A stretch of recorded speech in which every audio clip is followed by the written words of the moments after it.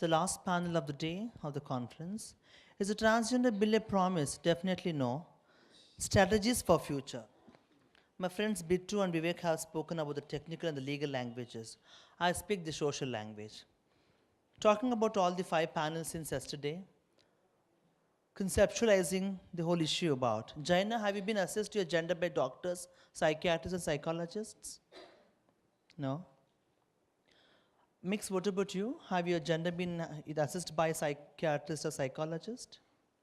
Yeah? No? Then why are we? And why should we be?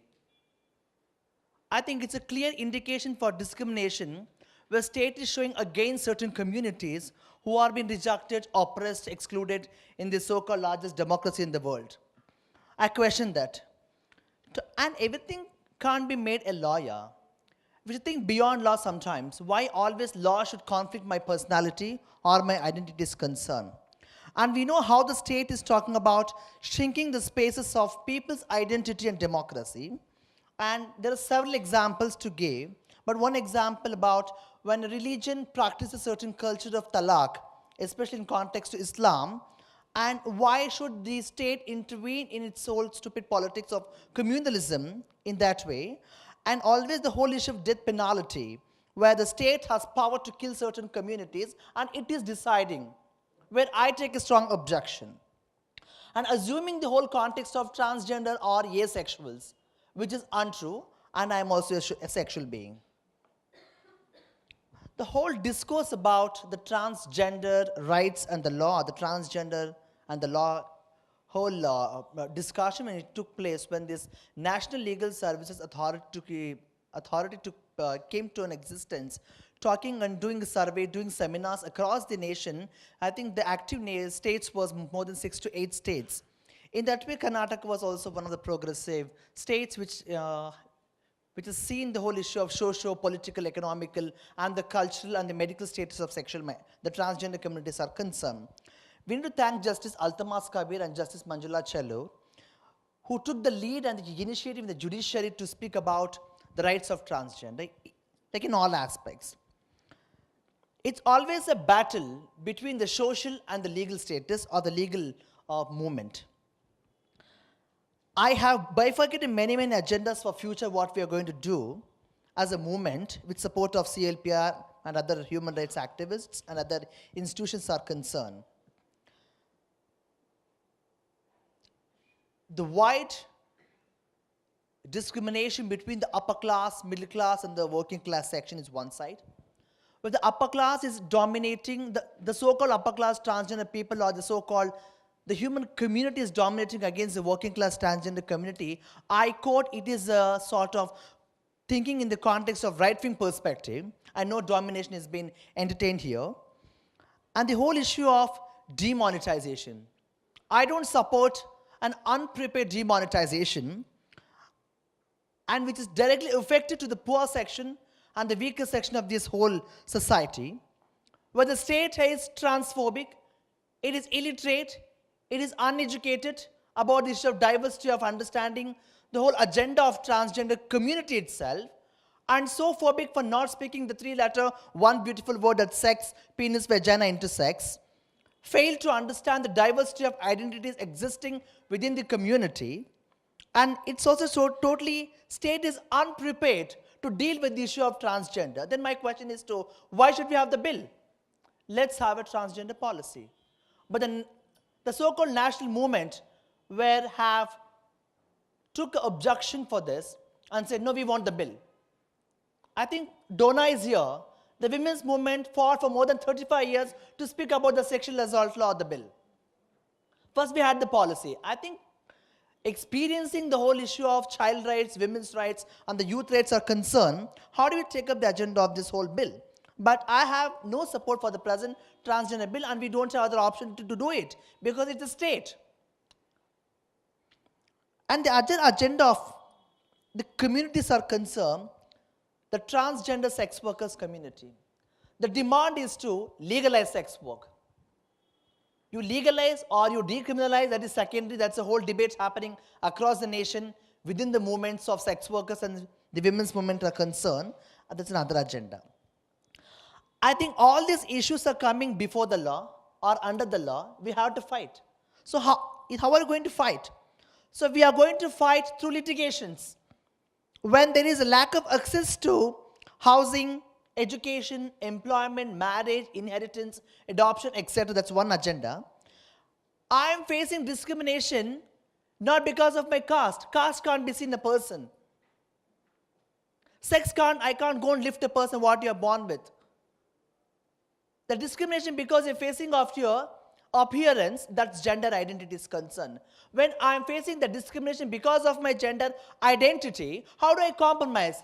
So let me file a litigation and let the judges take this whole hassle thinking process.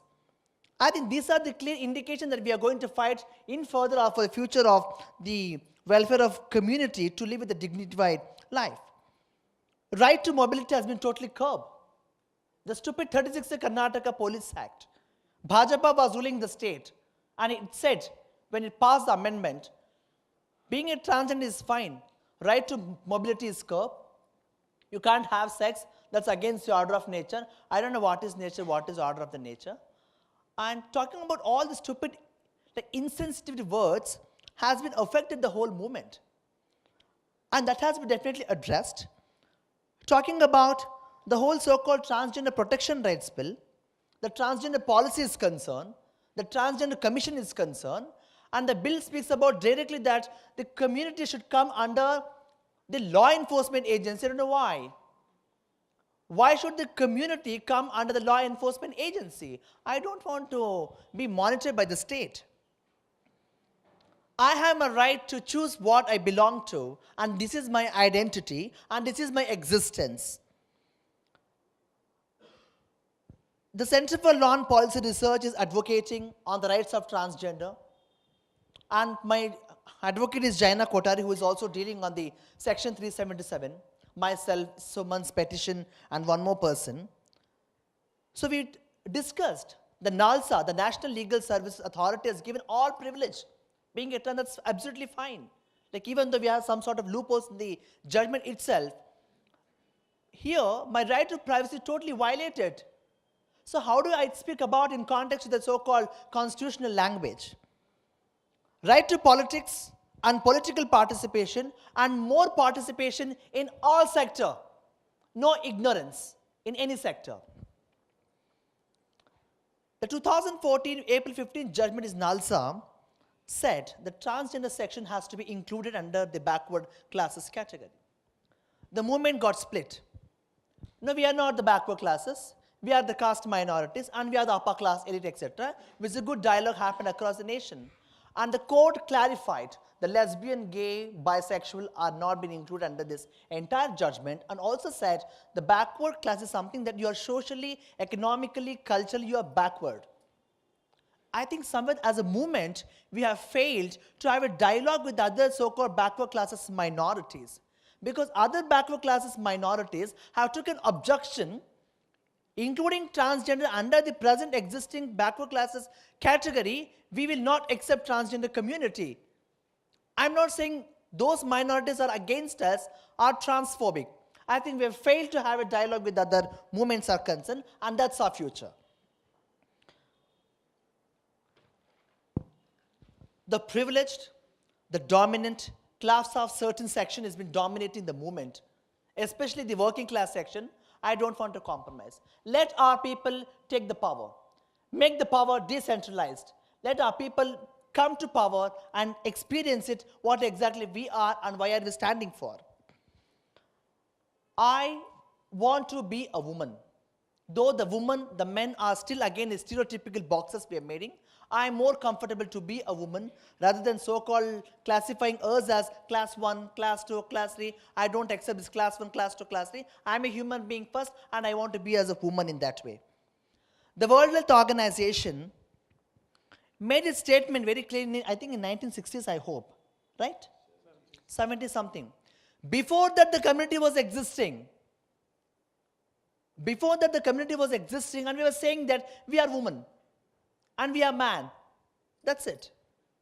The whole issue of terminology using scientifically or politically or the so-called HIV movement, that is very, very far. Before the so-called institutions giving the statements, we are very perfect in that way.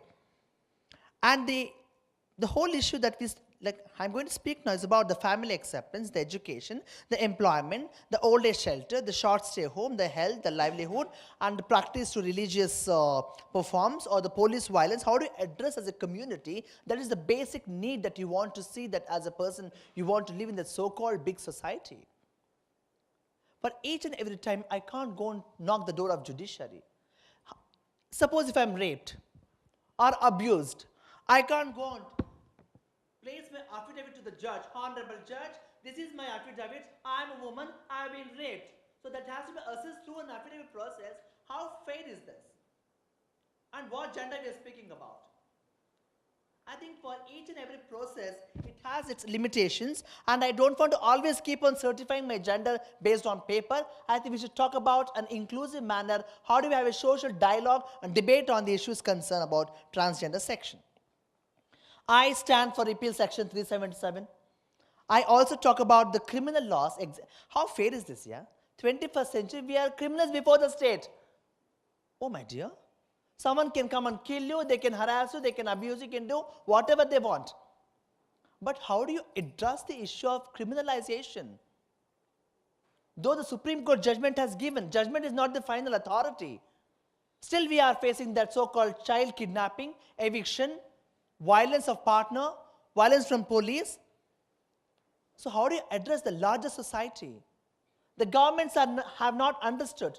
The political leaders and parties have not understood, and they're sitting in the legislation to bring so-called talking about the minority politics. And the other issue of the domestic violence, when my own so-called biological family members have been thrown out of the family, the Domestic Violence Act will not address it. So how do I ensure that people live with dignity in their family institution itself? Talking about the whole issue of gender non-conforming. The gender non-conforming is an issue coming across the globe, across the movement.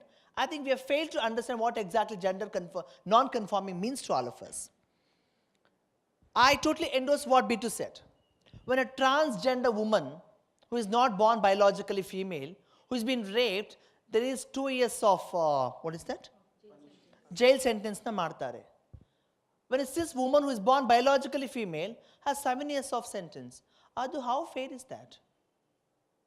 I, woman, psychologically, there are people who are born female and wanting to become a man, facing so much of family harassment, so much of forced marriage. I think it's a rape.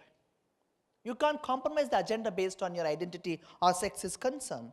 There are people in the movement as transgender who are atheists.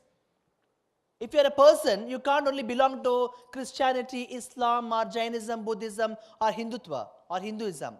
There are people who are atheists because many times the imposition of your religious perspective or religious morality is also a matter for a gender. The whole issue of disability, I think many people have spoken about it. 2014 April 15 judgment has, I think we are crossing more than 3 years. The government has contempt for human identity and for the NALSA judgment. It's a contempt of the court. The government has been dismissed, Jaina. Please file a petition on this. Let the government get dismissed. 29 states, no implementation. Like one federal or the central government of India, which is phobic, which is communally, strongly believing the government we are having, and men dominated. The parliament rejecting the whole issue of 377. It shows how state is so intolerant about sexuality and gender issues are concerned. As a community, we are part of the entire global community or the movement, where we are part of definitely for the climate change, pollution, terrorism, globalization, privatization, displacement, of course the water crisis, and the fast economic growth is happening in all the sector. But how do we address as a community? Whenever there's a fast economic growth, always the minority sections are being targeted, especially people who are on the streets. So how do we address the agenda as well? And the whole issue of metropolitan cosmo, and I don't know the word of cosmopolitan, metropolitan. I wonder what is this cosmo? I think I should definitely understand about this. I think I'm going to conclude my presentation, and Jaina is our advisory member for Swatantra organization and also a legal support for One Day organization. We are so happy to work with Center for Law and Policy Research. With this, I'm going to end up, and I wish you a success journey. Please reach back home safely and end transphobia and homophobia. Thank you. Thank you, Che.